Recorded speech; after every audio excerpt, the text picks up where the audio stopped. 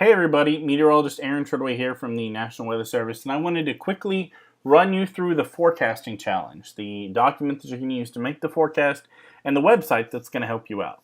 So this is the home page on the right of the forecasting website. Just a general intro at the top, and then at the bottom is actually the link to the verification, which we'll get to in a different video.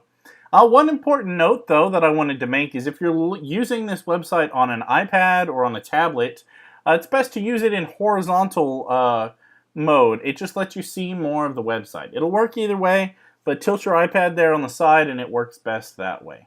But let's go ahead and jump in. So on the left, you can see the forecasting worksheet that you're going to get, where you'll forecast the high and low, the 24-hour rainfall amount, the wind speeds and wind direction in the evening, and then the sky conditions in the evening. So let's go ahead and jump in.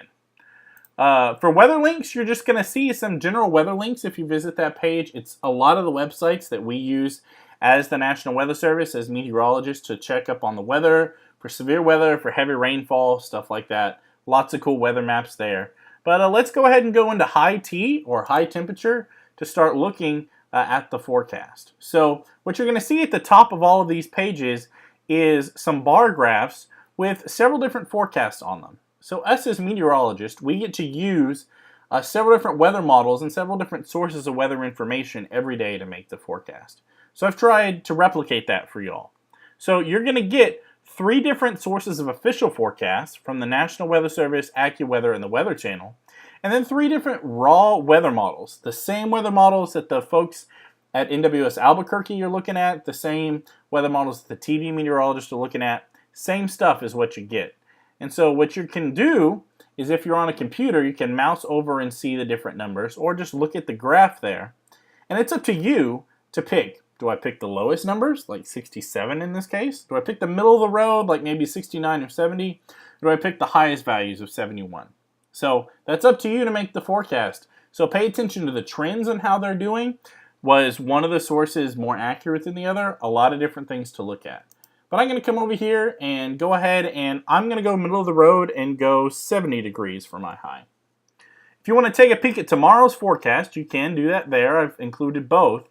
And then scrolling down here to these graphics will show you another representation of the official National Weather Service forecast. So let's go to low temperature.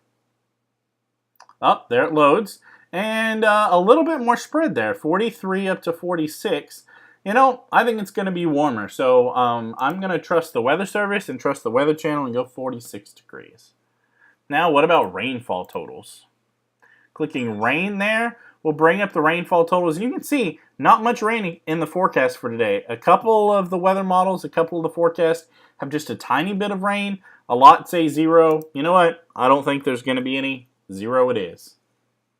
Looking at the wind speeds now, 2 different graphs come up. The top graph is the wind speed in miles per hour.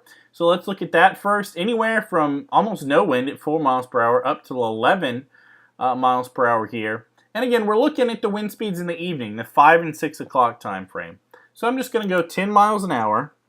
And then down here at the bottom, it's the wind direction in degrees. Now, us as meteorologists use the degrees a lot, as opposed to that east and northeast and west that you might be used to hearing. So what I've done is I've included a little compass rose for y'all here so that you can kind of correlate that. So the winds here are kind of all over the place, but there's a general trend here in the like 200s, which look to be kind of southwest to westerly winds. So you know what? I'm going to say west winds. I'm going to go with this 270 here, this 270 here, and I'm going to say west. And then the last thing is cloud cover.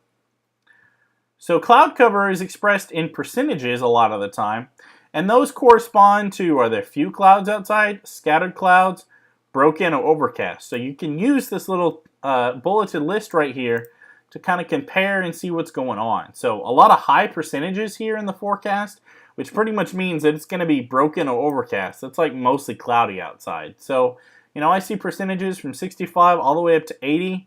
So, you know what? I'm just going to go with overcast. I think it's going to be mostly cloudy. And that's how you make the forecast. It's going to be that simple. If you have any questions about the wind direction in degrees or the cloud cover percentages, feel free to ask your teacher, but there should be information on the website to help you out.